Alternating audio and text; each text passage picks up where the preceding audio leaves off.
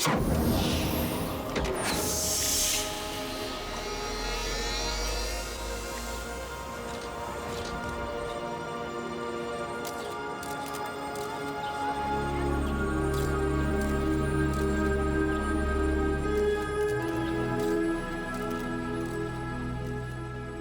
the genesis of Earth-Final Conflict started before me. I was in college, pretty much in my final year, or second to last year of college, and my mother called me up, and she said that she was bringing my father's old concepts, around to the studios. Major Roddenberry, Gene's widow, had decided that this was the right time to bring out a new Roddenberry series. So David went to her home and got a bunch of material in terms of the projects that he had been considering prior to his death. We had lunch one day, and she pulled out a box of files.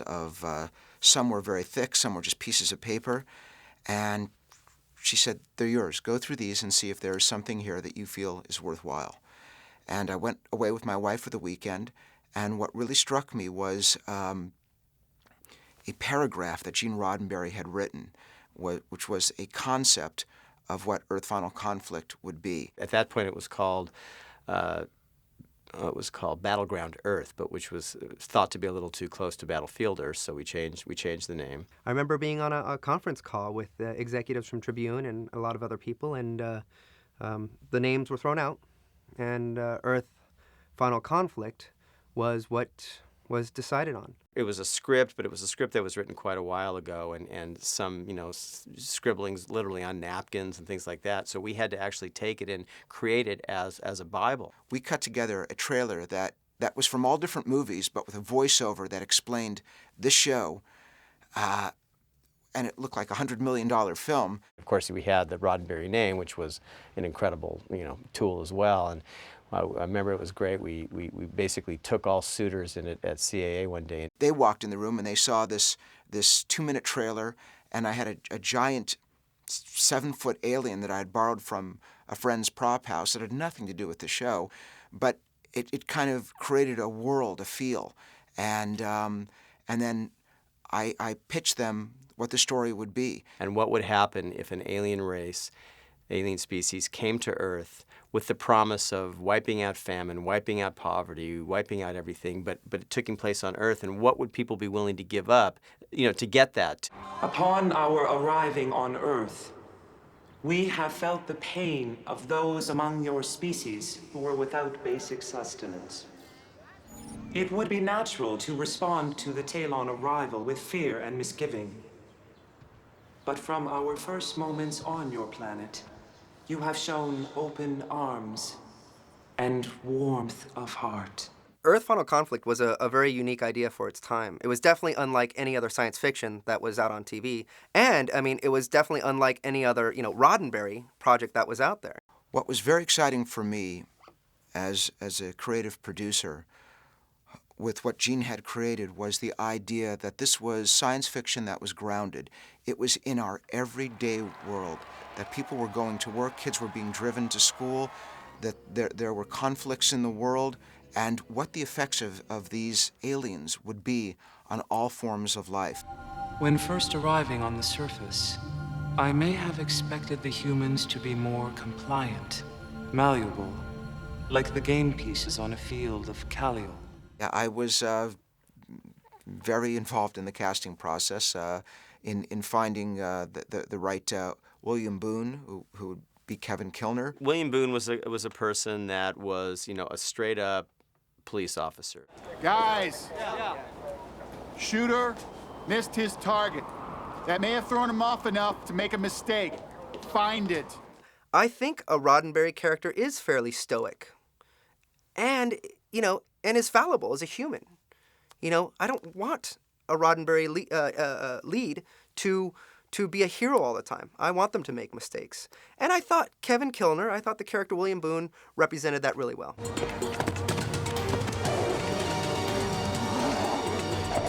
Please freeze! Eddie? The great thing about Kevin Kilner was it looked like he had lived a life. It looked like that he had been through, he looks like a man's man. And I went in and I read, and then things went very well. I met with David, and we talked about what his vision was for the show, and then they wanted me to come back and screen test. I was there during the casting session.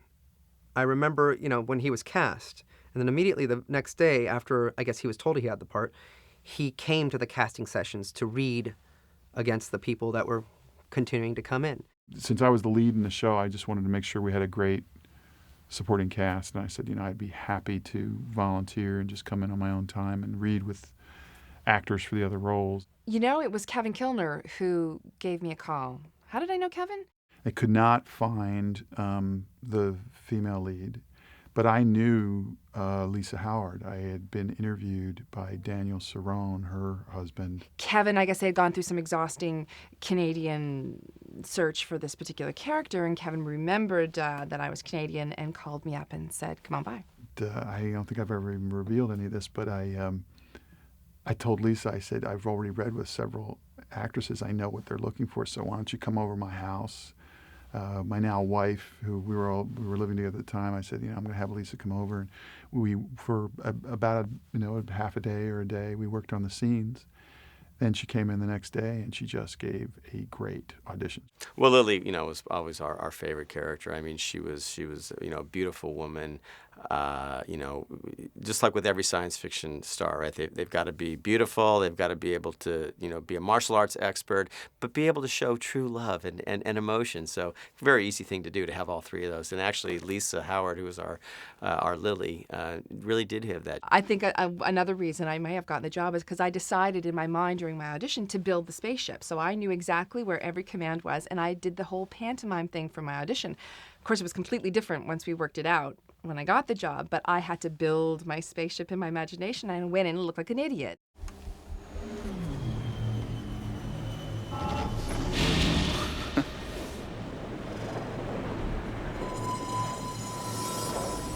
It's remarkable. Making the jump to interdimensional, I think you'll enjoy this. They wanted the lead heavy guy who worked for the Talons to be bigger than me at one point. It was actually said, we need someone who's physically imposing. And I had sort of said, what we really need is a really great actor. I never saw Sandoval as a bad guy. It's really funny. I actually, if I was to say, yes, he's a bad guy, I much prefer playing that kind of character. In my brain, the companions have implanted a cyber virus, a CVI, half computer chip, half Talon germ. You let them put something in your head? Most people only use 30% of their brain. So it increases basic intelligence as well as memory, recall? It gives you more than just recall. It puts you in your memory. What can you say about Sandoval? A classic villain who just, the actor as well as the character, just killed for any opportunity to show emotion. It was infuriating playing against Vaughn because he was immovable. Sandoval was on this path, and he was not going to waver from it. He was going to be the quote-unquote bad guy, and there was little room to show his humanity. I have died. Just like you. If you make a bad guy just a bad guy for no reason, it's boring. But when you make a bad guy, you give a bad guy depth. You give him history. This bad guy's a bad guy because this happened in his past. And it's something that you can empathize with. That's Roddenberry. That's good story. That's good character development.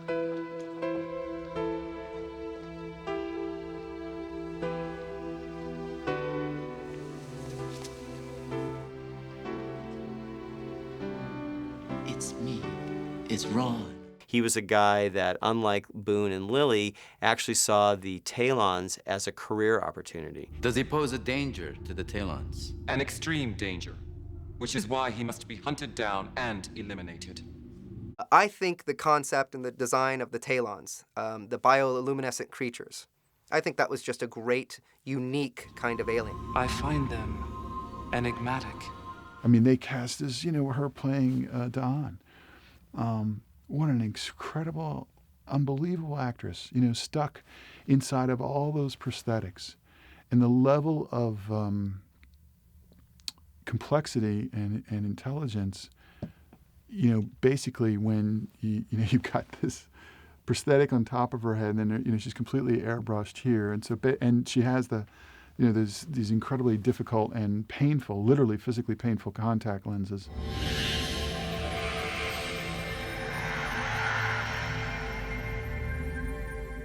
I read one of the first drafts of Battleground Earth, and it's significantly different from what it became in Earth Final Conflict. But they had a lot of the same things, and of course one was the device on your arm. The Skrill was one of the original Roddenberry creations. The Skrill was a challenge for us. It was a challenge for us in a couple of ways. Number one, I mean, it looked great. But every time they were made they were cast out of this rubber. So every time we had to use them, we had to create a new one every time, and it was difficult. I mean, it's one thing to have to spend 5 hours putting D'Haen's head on. You can't do the show without that. But the Skrill was difficult. It was a great character because it was a living, breathing organism that was a weapon. The special effects in this are, I think, especially for their time, and even I look at it now and I am very taken with it. It really all goes back to one person, and that is Stephen Roloff, who's our production designer. And Stephen knew of things that existed years before they ever existed, reading Scientific America. He just immersed himself in all of this and applied it to the show and would draw it out. And he truly was a magician with what he pulled out.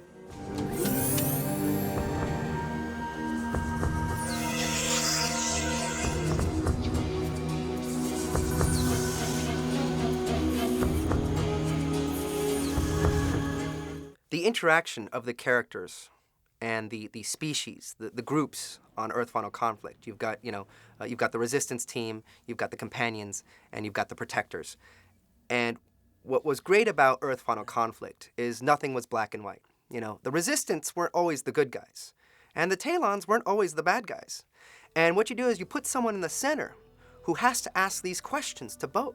And I love the idea of where we took that first season from the very beginning and this loss of this man's wife to joining into this world, basically being a double agent, and then taking him through all the mystery, again, that Hitchcock noir kind of mystery, and then at the end you think that he's dead.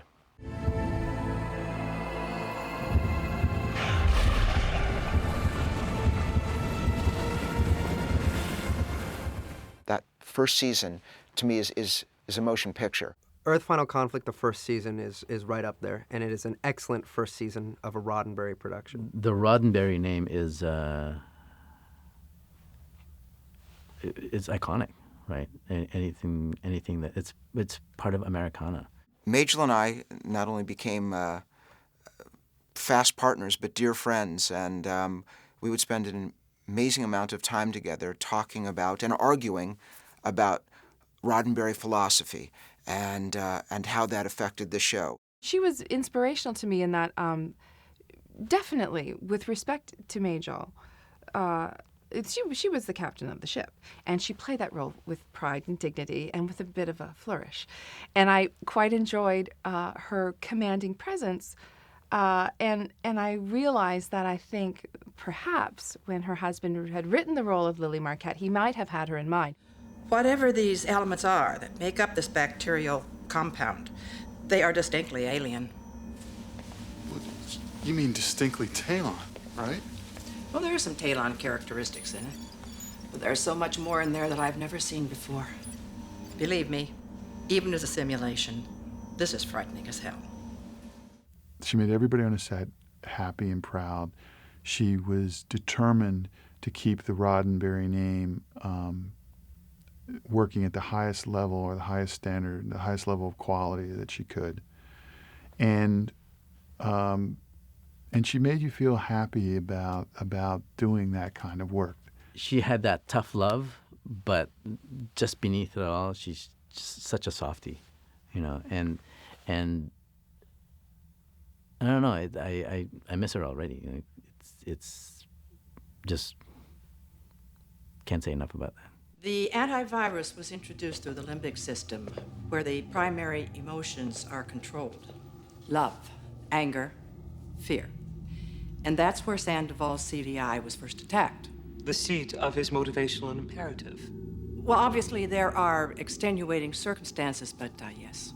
This was a very big show when it came to Toronto back in '97. I mean, it was the biggest show Atlantis had done, the biggest show the Tribune had ever done. It was the first non-Star Trek Roddenberry show. So we had our pick of the cream of the crop of crew. There was a lot of room for invention. It wasn't a well-oiled machine yet. You could come in with, oh, I had this great idea, and it could show up on the screen. The cast was funny. We would play practical jokes on each other, and we were always very loose about things. I love getting up in the morning, even with a hangover, going to work and saying, "Oh, I can't wait to see my friends." But we were also, we were driven to really, do the work at a high level as we could. Just cooking with these different flavors and putting them together was something that I don't believe anyone had done before, and it was very exciting to me to be a part of that. We had a fantastic team of people, Major Roddenberry and myself, with Paul Gertz and Stephen Roloff, fantastic producer, John Calvert, great writers. It was just a piece of magic that generally does not last very long, but for that spark of time, it was very exciting, and the reviews point to that. People were very taken with what they saw. Our mission on Earth will follow its course until the end, whatever the consequences to the Talon race. And to humanity.